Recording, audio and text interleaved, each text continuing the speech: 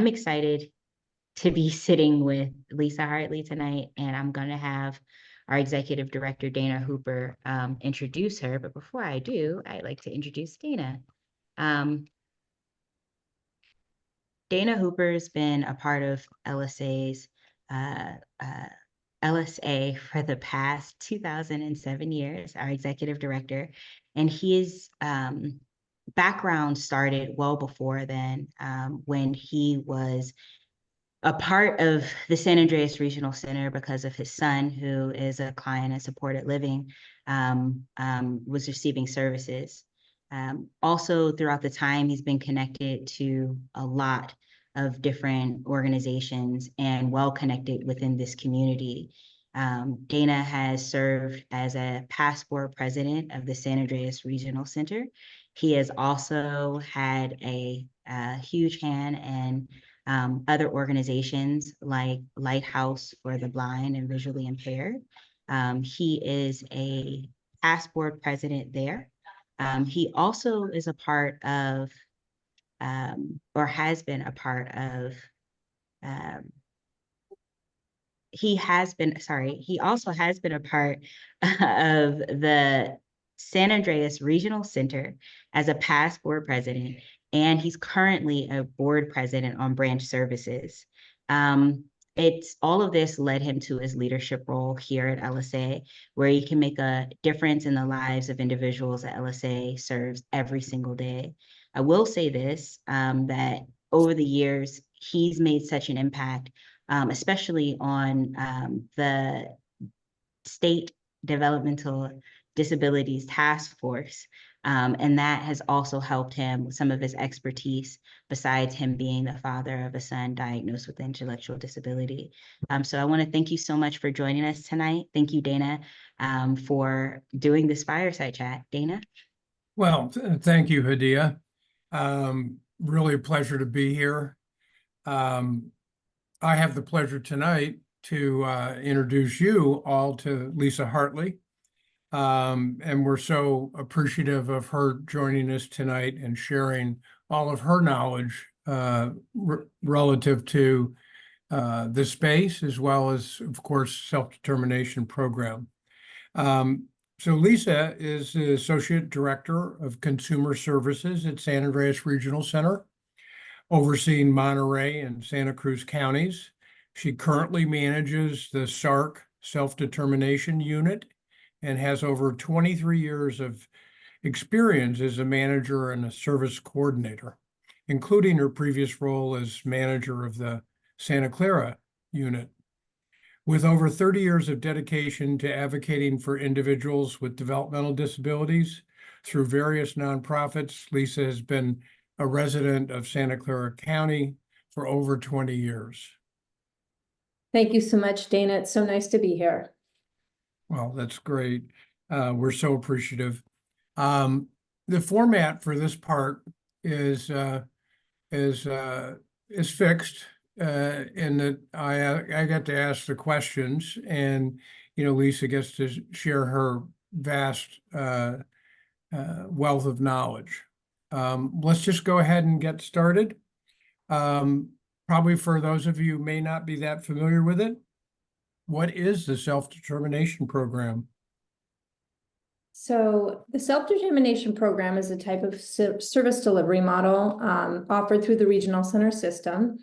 And it allows individuals a little more autonomy and choice when they're choosing services and service providers. It's different than the traditional service model, and that individuals not only develop work with an IPP planning team to develop an IPP based on their needs, but in self-determination, individuals have the opportunity to develop a budget and a spending plan. And they also can work with an independent facilitator that helps them navigate the self-determination process. And often we'll have a person-centered plan that helps kind of inform their IPP and their self-determination experience. One service that is always required in self-determination is the financial management service, often called, or also called the FMS service. Great. And so how's this different than the other models? So the other model that our traditional service model, individuals work with their IPP planning team, their service coordinator, to develop an IPP based on their individual needs. But in the traditional model, they're utilizing vendored providers. So with set rates. So sometimes there can be a limited number of providers.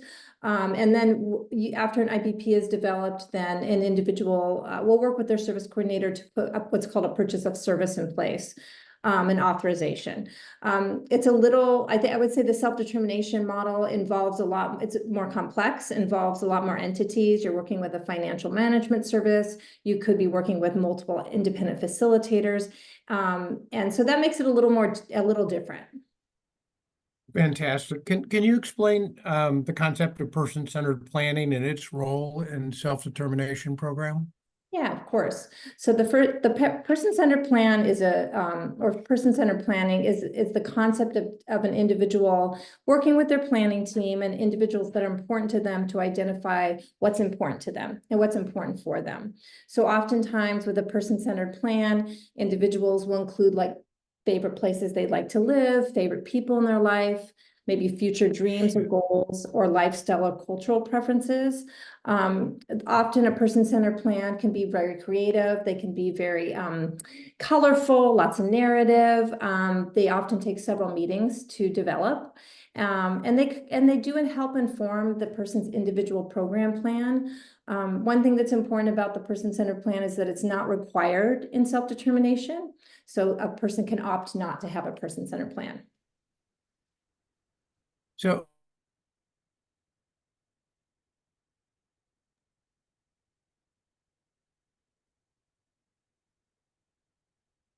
Okay, and it looks like Dana might have frozen, which is no problem. Lisa, I have to apologize. I'm both through the self-determination program. So is Dana, can you repeat that question? Yeah, the program, does it have any limits with respect to services and supports? Yeah, so it's important to note that all self-determination services and supports start with the development of the IPP so that we can identify an individual's unique service needs.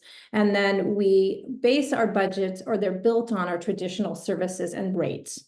And these must be consistent, like I said, with the needs identified in the IPP. All services that are identified in an individual spending plan and self-determination can be vendored or non-vendored providers, but they must be federally recognizable services, and the providers must be qualified to provide the service. That's the most important part of what's the limits around self-determination. Okay, so that's very interesting. So they may or may not be traditionally vendored service providers. That's correct. Yeah. So how does the program promote the autonomy and independence of individuals with developmental disabilities? Well, I think when people have the ability to help, create a budget and a spending plan, specifically or especially a spending plan, it gives them a lot more community access. They have the opportunity to use, like I said, vendored providers or non-vendored providers. But I think what's really important is they can pay a wage to those providers, a preferred wage, and that allows them to retain service providers for hopefully for an extended period of time. And I think for a lot of people, it's just allowed individuals to create more creative plans for themselves and access the community a lot more easily. I realize this may or may not be for everyone, but can you describe some of the challenges that someone might face, using self-determination? Yeah, I think the one of probably the biggest challenges is just the learning curve in the beginning. So when you first start self-determination, there's just a lot of components to it. You go to an orientation, you may or may not work with an independent facilitator, you're working with a financial management service. So having all those entities involved can be just a little challenging in the beginning until people learn more about self-determination and they understand the process more. Just like in traditional services, there still can be challenges with finding providers. That doesn't always change when you're in self-determination. So I do note that sometimes that can be a challenge for some families. But the good news is we do have a lot of wonderful supports available, such as our general transition supports that help individuals understand the process more. And we also have a specialized unit at this regional center at San Andreas, our self-determination unit that has specialized case management support to assist people through the process. So is that specialized, case management services? Can they be an assist to families who are exploring self-determination for their loved one? Sure. When people are first starting to access the program, they often don't get transitioned right into the unit right away. They work with the service coordinator in their traditional unit to go to discuss self-determination and whether or not they feel it's right for them. And if they do, then they can ask for more information. And usually that entails going to an orientation first. Okay. You may have already just answered this, but how can families get started, and get access to all of this wonderful information and services? Yeah, and the best way to get started is to talk to your service coordinator and ask them about self-determination. Generally, they'll probably be already sharing information about self-determination at the individual's IPP meeting, but asking to attend an orientation is the best way to start. There are resources in the community that are available to help people learn more about self-determination as well. Well, fantastic. So tell me about, who's accessing the program. I mean, I know it's still relatively new, but how many individuals are currently in self-determination in the SARC catchment? Yeah, so between all of our counties served, we have approximately, I don't know the exact number today because we're onboarding people all the time, but I would say that it's about 240 individuals that are in our self-determination unit. And how many in total does SARC serve? 18,000 individuals, a little more Okay. than that now. Yeah, so yeah. Okay, so yeah, relative drop in the bucket, but maybe an amazing, alternative for families to get that kind of, Absolutely. I guess, custom services that they've been seeking. Yeah, Is there still an ever anything that I should have asked? Say it again. Say that again. Oh, I just said that it's still kind of it's Um, a fairly new program and it's still, developing and it's an ever-changing program, right? So we're going to see it, I think, get better. yes, I definitely. Yeah, I just recently saw a bunch of new directives. Yeah. How has that changed it as of late? Yeah, well, we have new directives around, probably one of the biggest directives that affects our families is just the addition of our general transition supports. We have provided those before, but there's been some changes in the way we provide them now. So we have that available, but a newer support too is our financial management transition supports, often referred to as our FTS. So that's support that individuals can get when they're first entering into self-determination. Also, if they're changing an FMS agency or moving from one regional center to another, that's another additional support they can get to help them understand and navigate the financial management services. But anything else that you can think of that would be critical to share, with our participants tonight? Well, I just think it's really important to get as informed as you can when you're interested in self-determination. So I really encourage people to access resources in the community that are available to them, such as reviewing the DDS website, which I believe is going to be provided here in the chat, and also the State Council for Developmental Disabilities, a wonderful resource for individuals that are seeking more information on self-determination. Well, fantastic. It seems like we've got a bunch of questions in the chat and Q&A box. Why don't we turn it back over to Adia? Yeah. And thank you so much. Thank you for that great conversation.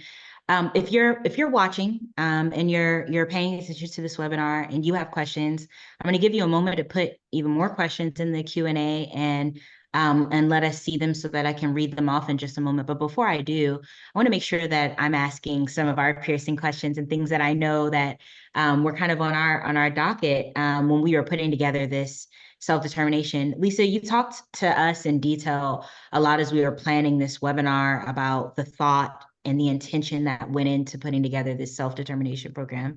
And I know you've already talked about what it is, but can you talk about a little bit about how this came together and how we got to now? If you could just briefly kind of overview like how we got to this place. And I think we were talking during the rehearsal, you said a little bit like it's not, no one is a one size fits all, everyone's complex.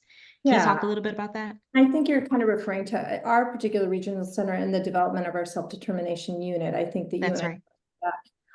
You know, every regional center does things a little differently when it comes to self-determination.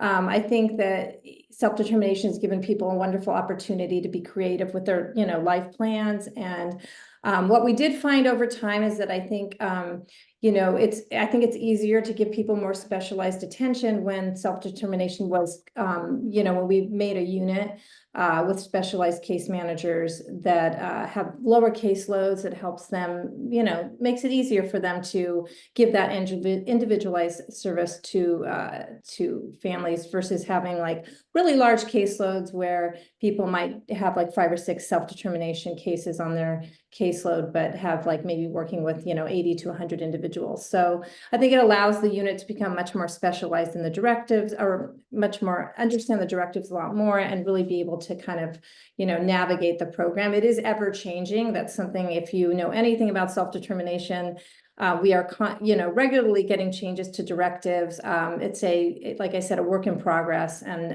I think we're going to see the program change a lot more too, as, you know, we get a lot of feedback from the community too. And I think that that's great. And it's helping us, you know, in the department change the program regularly and make it more streamlined, right? Yeah. I really like that. It puts every provider on a standard for person-centered service, right? Because you are listening to your consumers, you're listening to the people who you serve, and you're providing them with specialized workers so that it's not always just their case worker, but an SDP worker who's also able to communicate these things, to communicate what's going on, both the changes outward and then also receive feedback inward. That's something that I wish everything worked that way, right? I wish they listened to me at the post office when I said, I'd rather the stamps come to my house. I think they do that, by the way. But just the same, I know that there's a few questions coming in and I want to get to those before I do. My understanding is that the program not only has changed in the past year, but it's also going to continue to change. Where's the okay, we've got the perfect, what does the vision look like moving forward? We've got the perfect program. When do you arrive at that? I'm not sure I would have the answer to that, since self-determination, you know, is a program that the Department of Developmental Service that oversees all the regional center kind of guides and kind of, you know, sets the pace for the, you know, how it's going to go. We do get a lot of, you know, feedback from the community providers. And I think that's important, and how the direction of where things are going. But I think I can only speak for our regional center, in the sense that, the vision is to just make it as, we want it to be an easy process for families. I think it's, our unit, this unit has just been, up and running. Self-determination's been going for many years through the pilot portion, and we had the pilot program, and then we had it kind of self-determination spread out amongst all of our units in the regional center. But now with a more specialized unit, it's been about 7-8 months now. We're just trying to, get consistent and standardized, and hope that, we can make it more streamlined for families and individuals, and, so that doesn't take long for people to get their budget and their spending plans going. But again, we also are beholden to the directives and kind of the guidance of our department as well. So that kind of, that's how that often goes. But I think the goal is to make it, a process that's easy for people to navigate, streamlined, consistent and standardized, and so that everybody's on the page and hearing the same message, right? And that it doesn't take as long for people to get budgets and spending plans moving forward and approved and implemented. So that's always our goal. Yeah. So I want to make sure that I get this right. I know that there's many acronyms, and I do not know all of them that are used, but we have a question from Lou David, and he said, can families be IF or if, I think that's an acronym, I'm not sure, for our individuals? Yeah. It is an acronym, right? Yes, a family member can be an IF for an Okay, perfect. So I'm going to have you explain what that is. But before I do, let me finish the whole question. And I apologize, I don't know all the acronyms and things. I'm learning new things all the time. So can families be IF for our individuals? If so, how can they get resources and referrals from SARC or any other RC? Thank you for all you do, David. And that's very nice of you, David. I'm going to give that over to you, Lisa. Can you help us with that? Yeah. So I think that David's asking if a family member could be an independent facilitator, and yes, they can. They just have, they have to get trained. They have to get trained as an independent facilitator in order to act in that role. Yes. And there just could not be a conflict of interest in any other way that they were providing another service, like being an IHSS worker and then also being an IF as well. So but the most important piece of that is just having the training.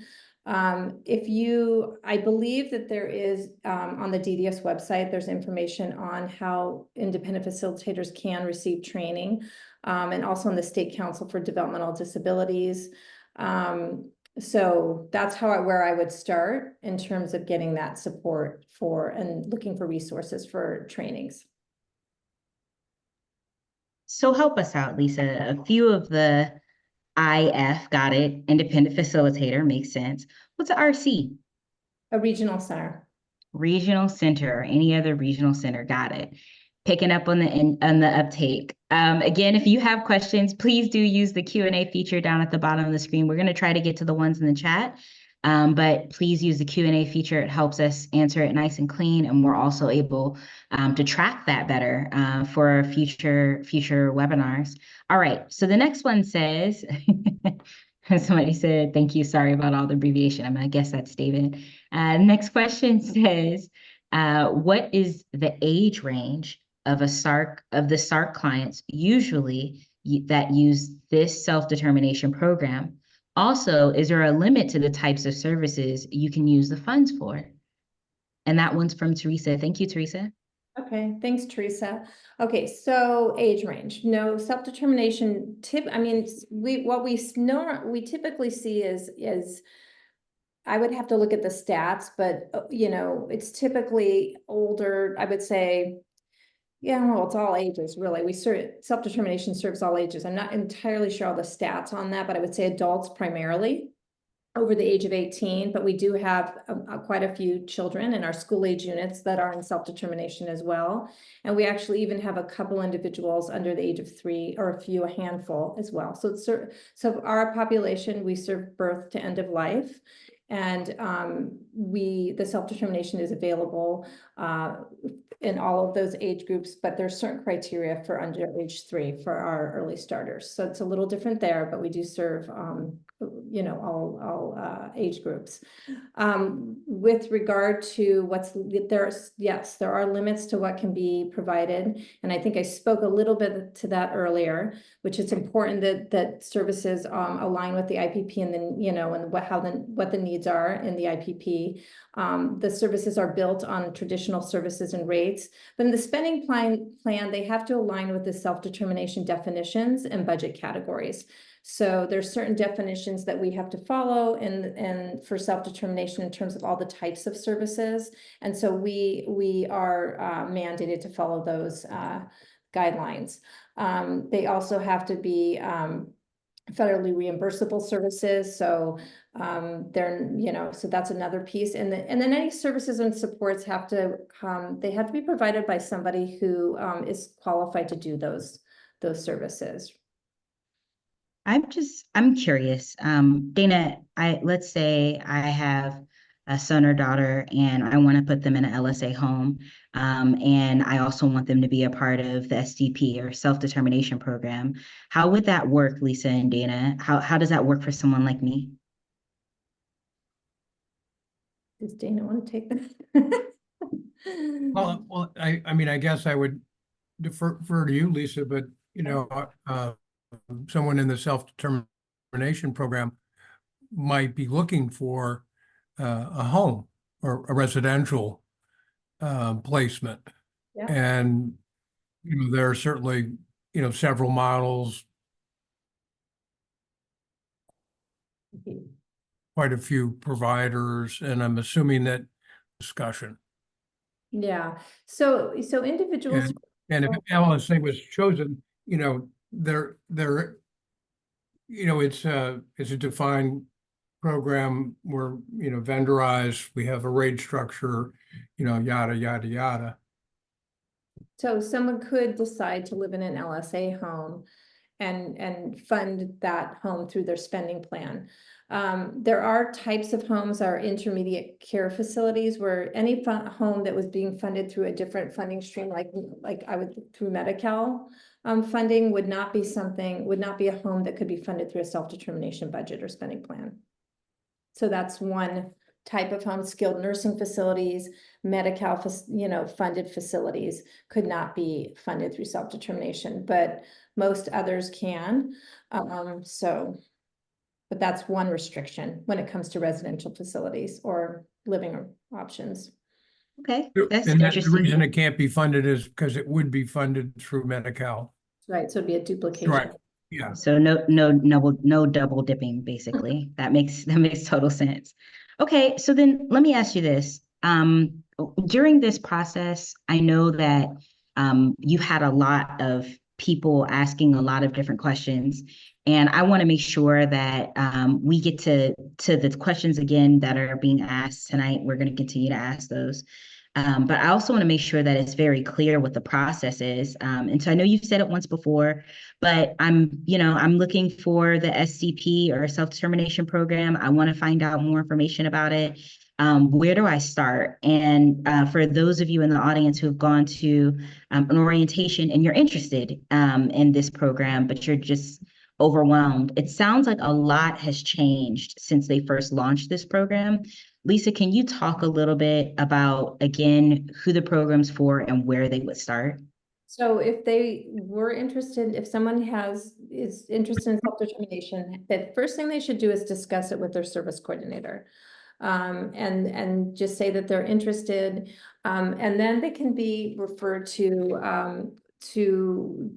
they can be referred, not referred, but they can attend one of our orientations. We do, the self-determination unit does do about 2 orientations a month. And so they can, right away, they can say, yes, I'd like to go to an orientation, and that service coordinator can refer them to the unit or to the orientation schedule, which is on our website, on our SARC website, and they can register for that orientation. If sometimes people have questions, we don't mind, you know, answering those in the unit as well. But we like to see that they can attend the orientation first, because sometimes people go to the orientation and they decide this isn't really for me. So you never know, right? And then once they've decided that they've gone to the orientation, they come back to their service coordinator and they say, you know, I really want to start self-determination. Then the next step would be that service coordinator can let their manager know, and that manager will be connecting with the self-determination manager, who then assigns them a specialist that it helps them just to kind of a meet and greet. And that specialist will be the one that takes the case when it gets transferred to the unit. But at that time, they can also decide to request some what we call general transition supports, which is, you know, an authorization to put supports in place to help to work with somebody or an agency that helps them kind of navigate the pre-enrollment process. So that's first steps, but you're kind of working in conjunction with your service coordinator that you already have, and then with some support from the self-determination unit. Does that help? I see. It's a little bit of a process, but it sounds like you have people in place for every step of the way. And it also sounds like, from what I'm hearing, you've had things in the past that weren't in place, that if somebody was going through this, let's say a year ago, or 6 months ago, they might not have found, but now you do.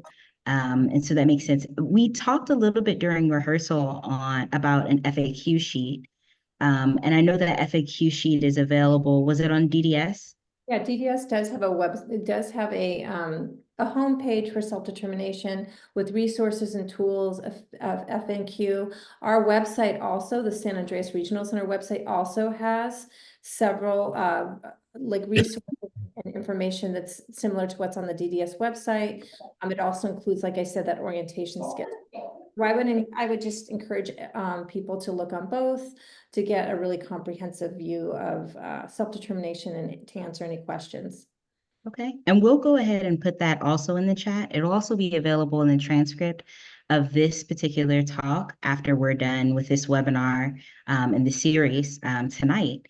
So Lisa, I'm an advocate. I want to support this particular initiative and this particular program. What can I do to support SARC and the SCB program, which I know right now, I think Dana kind of teased it out of you that there's 8,000 consumers, but only 200 people who are part of this program. 18,000. Did I say 18,000? I thought you said maybe 8,000. I just want to make sure. 18,000. Oh, yeah. 18,000. Yeah, 18,000. And over 18,000 now. But yeah, so how can people get more? Is the question, how can somebody who's advocating for self-determination get more? How can we support this program? It sounds like there's a few more people that you'll want to reach who might benefit from a program like this. There might be a lot of people who don't, but how can we support this particular program as an advocate? That's a good question. I think just probably being as formed. I mean, I think the best way probably is to be as formed as possible on the program itself. To be giving, if you're advocating in the community, giving information that's consistent with what's on the department's website and what in alignment with the directives and just the process itself. For reaching out to the regional center and gathering more information. So that's, I think being informed and helping families be informed is really a great way for advocates to assist families. Because the process can be complicated and but it also, there's a lot of information and it's really helpful if everybody's on the same page and saying the same thing. So I think getting that kind of doing your research, you're educating yourself too if you're an advocate so you can really help families. Absolutely. I answered that. I think I did. Could I just jump in? I wanted to Absolutely kind of comment. I've seen Jessica's questions, and a lot of families tell me, oh, my service coordinator's new, not that knowledgeable. So that could be tough. That can be a tough starting spot. You've articulated some good resources to kind of go beyond that. But maybe for tonight, maybe some concrete examples of what somebody's self-determination plan actually looks like. Obviously know names, but in what kind of services, and obviously they're tied to that individual's IPP goals and person-centered plan. But maybe just some concrete examples might go a long way for someone to be able to really identify what this might look like for my loved one. So I think that maybe you're asking a couple things. The first thing is that if a person expresses interest, or an individual family expresses interest to their service coordinator, and maybe their service coordinator doesn't maybe is newer and maybe is not as like knowledgeable about self-determination, I wouldn't, I always say that if you're not able to get the information you need, you can always ask to speak to someone's manager and to get more information, because I'm quite sure the manager is knowledgeable on the self-determination process. It's okay to do that if you feel like you're trying to move forward with a process and you're not able to move forward because somebody may not have as much knowledge. But that's one, I would start there to answer that specific question. As far as what in a real life example, so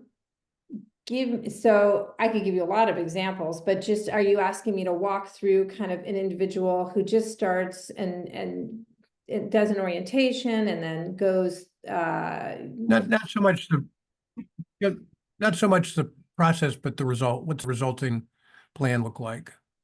Oh, well, I mean, it can look different for every single person. And that's one thing that's unique to self-determination too, is that some people say start working on their, they go to orientation, they decide they're going to do a person-centered plan, which can take a while for some people. It can take a couple months or more for some individuals, or even longer than that.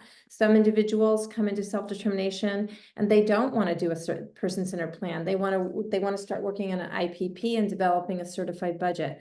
So it really will depend on the individual and what they want to do. When people work with their, create a person-centered plan, they're usually working with an independent facilitator who has training on person-centered plans and is able to create that person-centered plan for them. And then once that's done, the IPP planning team, the individual, the IF creating the person-centered plan, often family members, service coordinator will work together to start to develop the budget. And then, sometimes in the development of the budget, there can be a lot of discussions. It can go back and forth for a while. Sometimes it's multiple meetings. So it's your IPP, it's your budget planning. And then once that's done, it's up to the family and the independent facilitator, if they choose one, to develop their own spending plan. That's where the ball's kind of in the court of the person that's actually the individual, because they're developing their own spending plan, filling out all of the tools, the FMS tools, and all of that. But again, once that's already happening, they're already in the self-determination unit, so they're getting a lot of support and things like that. And I'm not sure I'm answering your question, I might be, but I can say that from the time that somebody starts to develop a budget to the time their spending plan is implemented, those timelines can look different for everybody. And a lot of that's based on just the back and forth discussions that happen during that time period. But then once the spending plan's in place, then we do our purchase of service requests, and we get then we're all up and running, right? Self-determination is happening. So I kind of think I answered your question, but let me know if you want me to be more specific or kind of expound on that. I mean, I think you did, because it looks different for everybody, but I could envision for me and my son a self-determination plan which has a budget for basically a day program. And maybe I have a custom day program because I looked high and low and couldn't find a state.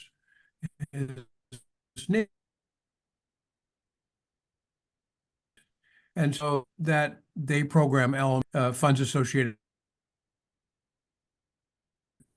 with it that could be used to hire someone to execute, that program.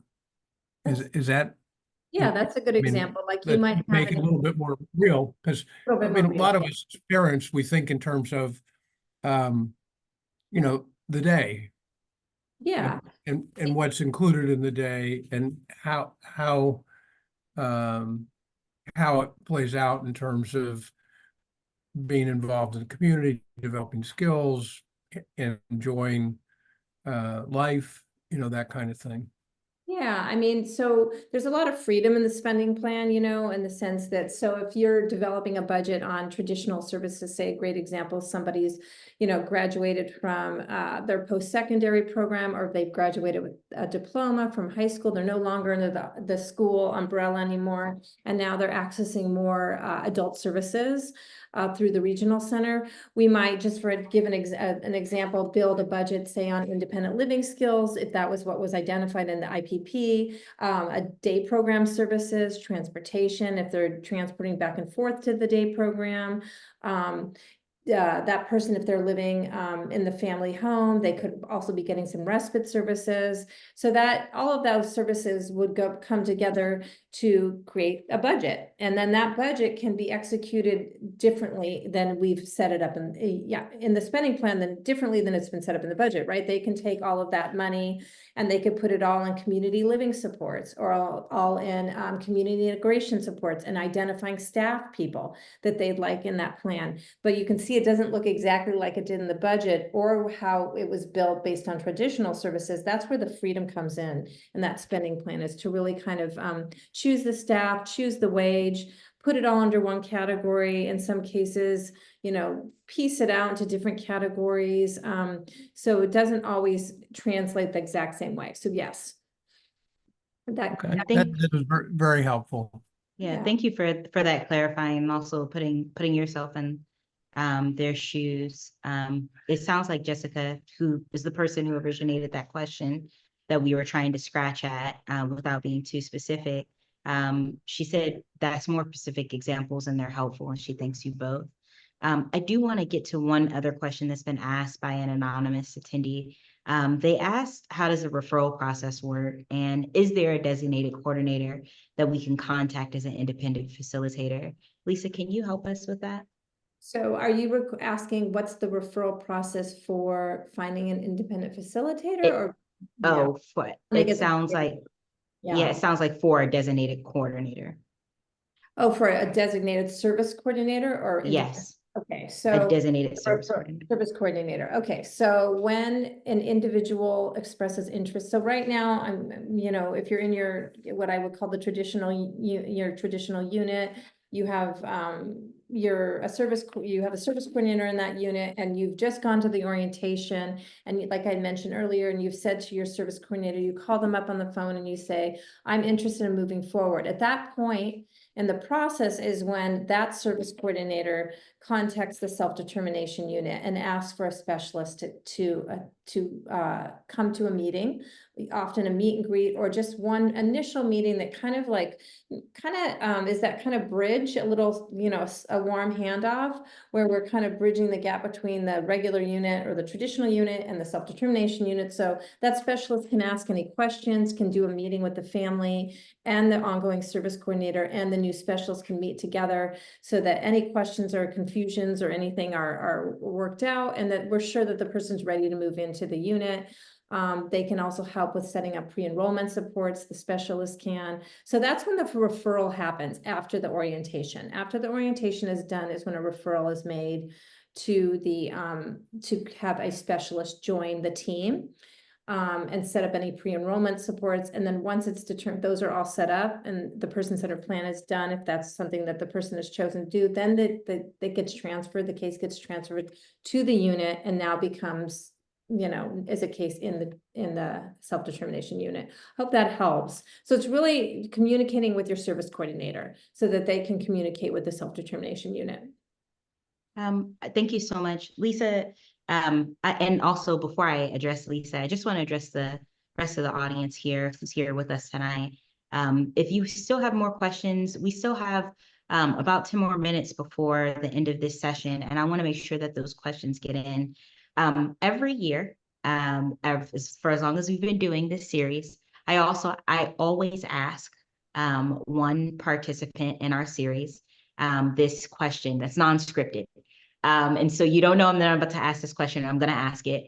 But before I do, I just want to acknowledge, as I was listening to your biography tonight, you've dedicated your lifetime to in service of this population. We brushed over the 20-something plus years through nonprofits and through other entities in which you've spent serving this particular population. First of all, I want to thank you. And then second of all, I know you've seen a lot. I know you've heard a lot and seen a lot up until this point. My question that I ask is, if you could wave your wand and make anything appear or disappear, what would that be? And I ask Dana the same thing every year, not because I'm expecting him to give me a different answer, but because for as long as we've been in service, and as long as we've been doing this, I'm hoping that Dana gives us one more insight. I'm making a checklist for his retirement, so that we make sure that we do this. Lisa, if there is one thing that you could wave your wand and change, what would that be? It's a loaded question. I'm glad no one's asking me. I don't know. I'd probably have to think about it a little bit, but I would probably say to take away bureaucratic roadblocks. I think not just through the regional centers, but just across all the populations I've worked with, in the mental health community and working with people with intellectual and developmental disabilities. I think over the years it's getting better, but I think sometimes I think when you're a family and individual, struggling and trying to access services, it can feel like it's like wading through quicksand at times, I think. Sure. And even if everybody's trying so hard to work with you and they're, you don't get to see that all the time. I think from a parent's or family's perspective, I think it doesn't always feel like that. So I think making people feel really supported and taking away some of the things that make it hard for people to access services. I think I could, if I thought about it, I could probably come up with a more comprehensive answer, but that's my answer, right? Yeah. That being said, before I transition to you, Dana, we sure do have the right person, and I use the collective we, meaning I am not Francisco or he's slipping my mind right now. I am not the head honcho over at SARC, but we sure do have the right person and over the helm of SARC. Javier, we, as in the collective Javier and all of us, have the right person over this self-determination program. It sounds like not only do you have a lifetime dedicated to this population, but you're sitting there trying to eliminate these bureaucratic roadblocks because you, like many other people, it's not your favorite. So thank you for sharing that, Dana. And we have a few more questions in the chat. So we're going to continue to answer those questions. But before we do, Dana, you're waving your magic wand for 2024, and you can change any one thing in the world. What would it be? Well, I'd have to change a couple things, I think. And I certainly would start with echoing exactly what Lisa said. I mean, I really waded in, both feet and both hands some 20 plus years ago. And there is, an awful lot of bureaucracy. And, sometimes it's good, but most of the times it can get in the way of doing the right thing. And I guess I realized at some point that, that not everybody was as equally prepared to navigate the system. So I always find myself advocating to, and I think you covered it, Lisa, by saying service is accessible, right? And so it's a broad area. There's been some progress made, but, making sure that the people who need some help understanding the services and accessing them, get it, right? I always kind of felt I was relatively well prepared, but no, not everyone is. The other thing, and I've fought for this all the years at LSA, because came to realize that there's 65 gazillion regulations and there's all this stuff, right? And it was to fight to empower people to do the right thing. Because sometimes it's not so obvious, what the right thing is. But when it is, figuring out a way to do the right thing and, work on the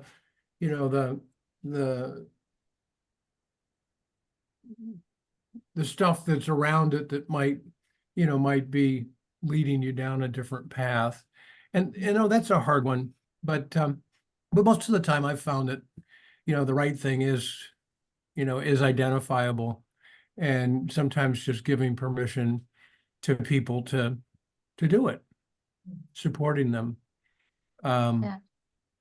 So those would be the two things: is the doing the right thing wand, that you can't use every day, but that you have that wand to use when it's really clear what the right thing to do is. Sure. And I bet Lisa didn't know that you had two wands, that she would have loved to have second wand in her hand. We do have, thank you, Dana. I appreciate you, and I appreciate you, Lisa, on the level of doing the right thing, because it's right to say thank you. That's the right thing to do. And so before we wrap up here, is a thank you to you all for your patience. We still want to continue to answer a few of these questions, but I also want to say, as a further thank you for you tuning in, we've already put the link down in the chat. This is recorded. We also transcribe all of the questions. We filter out my banter, of course, but we transcribe all of the questions and we put them on our website. And we do that for two reasons. One, because we want everyone to have access to these talks, whether they're able to communicate the way that you and I do, or they're able to read, and our site is accessible. And then the second reason why we do that is because we want this to live in perpetuity. Things change. This program is obviously, Lisa's already mentioned that it's changing. But we want some of the clarity to live in perpetuity. So they have it on the San Andreas Regional site, the FAQ, and more about the self-determination program. It's on DDS. And now you can look back on our LSA website as soon as this week, and find all of the things that we talked about, including this video, all available to you free of charge. And we welcome you to it and to share it with as many people as you can. Thank you so much for tuning in. I'm going to go over to this last few questions. And Lisa, you're in the hot seat for just a few more minutes here. It says, if the consumer wants to live independently in their own home, what do you recommend for a way for the self-determination program to help? So if somebody wanted to live independently in their own home, I'm assuming that this individual is living not with family or anything, completely independently in their own, in like an apartment or a home that maybe a parents purchased or that they own on their own. Then I would say it depends on the level of need of the individual. So somebody could be living independently and only need a little bit of support, maybe some independent living skills. But then it could be somebody that requires a lot more support, somebody that might need around the clock supported living services. So that would be another service that would apply to both of those, to somebody living in their own home. But it really depends on the needs of the individual, and that would have to be identified in the IPP, because somebody could also live in their own home and need nursing support, right? They could need all sorts of different types of support. But that I would probably need a little more to answer any more than that, but that's kind of what I would say. Yeah, thank you so much, Lisa. And in a moment, we're going to give you more contact information for everyone who's on this webinar tonight, to continue the conversation afterwards. Before we do, someone else wants to know, is there an upper limit for the budget allowed per person? So are there parameters for the budget? I wouldn't say that there's necessarily parameters, other than to say that, like, budgets and are built on the needs of, identified in the IPP, and then spending plans follow suit from there.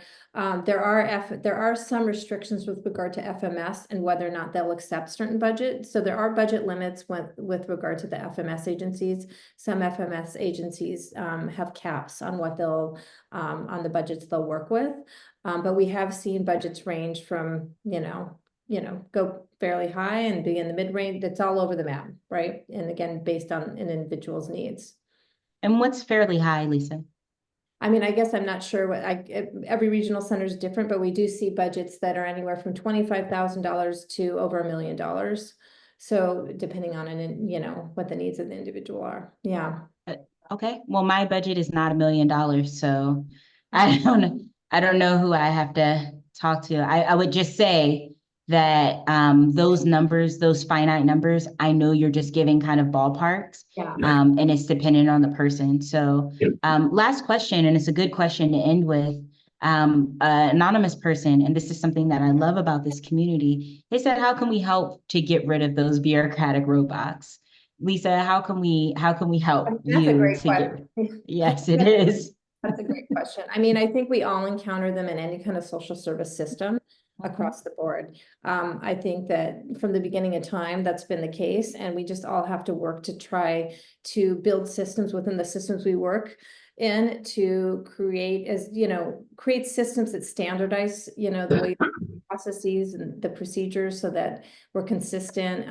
Whenever you have a new program like this, it's going to be growing pains, right? It's going to take some time for this program to work out the kinks, and especially because you're working with 22 regional centers, all doing things maybe sometimes a little differently. But I think it's just, if we can provide, I think always the most important part is to be as supportive with the individuals we serve, and to be as person-centered as possible, and try to get through it all together as a team, as you know what I mean? But we do our best, and hopefully, like with this program, we'll work out the kinks as time goes on, and just I think that's the best we can do, right? Absolutely. Well, Lisa, I just want to thank you so much for joining us tonight. Dana, you, as always, continue to bring out the best in all of LSA. And I'm hoping the community that joins us, a lot of these things I'm glad that we captured, especially that anybody put it in a book somewhere so they can hold on to them, they can be archived. My goal for doing these IDD topics and trends, LSA's goal for doing these topics and trends, is to better inform our audience and help all of those. We can't help everybody with our services because capacity is limited, but to be able to help with resources and point into the right direction. And so for that reason, I'd like to thank you, Dana and Lisa, for joining us. This is the final episode or final series for our IDD topic and trends this year. But I wanted to say, if you want to continue the conversation with us, if you want to continue the conversation with Lisa, this is Lisa's information here. Feel free, this is her actual email, feel free to reach out to her. It's also in the chat. And she wants to hear from you. If you have more questions about self-determination, they're specific to the individual that you love or your loved one, you please feel free to reach out to her directly. That's the reason why she's come on here tonight, and she's come out in front of all of you in order to answer those questions, but then also be accessible. And I want to commend you again, Lisa, for doing such, because it means a lot to the people that we serve, and also to their families in the community that